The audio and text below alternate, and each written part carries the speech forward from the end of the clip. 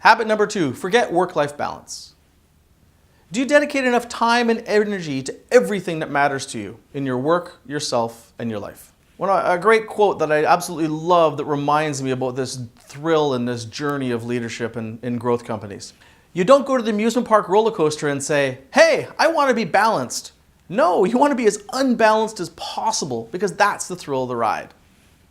And that's what leadership is supposed to be. It's supposed to be exciting and challenging. You talk to a lot of high-performing CEOs, executives, leaders, managers. When things get really, really easy, they often get uneasy and even get bored.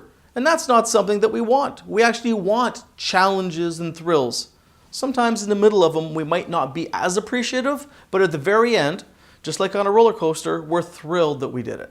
So you need to really think about it and work on this particular habit if any of these are true or a couple of these are true. Your life feels out of control or you feel guilty about not having work-life balance, which is a principle you should probably forget about just the work-life piece. Life doesn't feel like you thought it would at this level of success. You don't enjoy life outside work as much as you thought you would. You rarely or never take time just for yourself. Or if you do, you feel guilty about it. You've lost touch with the people and causes outside of work that you really care about.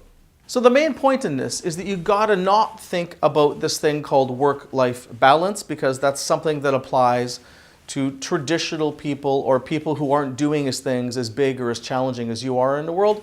And you gotta start thinking about those 3 circles of work, self, and life. And what I call passion ratios between work, self, and life, which I'll explain in a second. Here's how passion ratios work. Time spent on something is very different than passion. Passion is when you give your best, you're fully focused on it, and you're bringing everything you can to it. So imagine you have 100 units of passion to spend in a week. The question is, how well do you allocate them between work, self, and life? I just came off the road for 10 days. In the last 10 days, I was in the Middle East, US, now back to Canada. In that 10-day period, 85 to 90% of my passion units went to work. 10 went to myself in terms of my workouts and my time for myself to get recentered and refocused to do a good work with my clients. And about 5 went to my family because I was basically talking to my family twice a day on the phone or on Skype. So in a week when I'm traveling, 85 to 90 to work, 10 to myself, 5 to family, it works.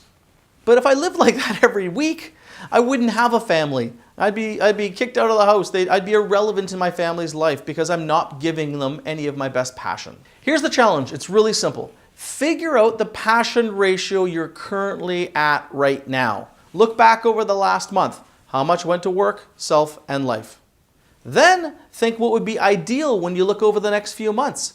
How do you really, truly want to invest that best energy that you have between work, self, and life? Take a second now, write it down. In the book, Your Oxygen Mask First, the last chapter has the tools which are incredibly important. There's the master plan, which is your long-term integrated plan for your life, and then the quarterly review and reset. So you look at how you did and you reset your focus for the next 90 days. As you can see on the screen here, the passion ratios are part of the quarterly reset when you evaluate the quarter, and it's the top thing or the first thing you pick when you set your goals for the next quarter. We all have limited time and energy. It's all about how we allocate these passion units effectively to make sure that we have a great life and do well in our work too.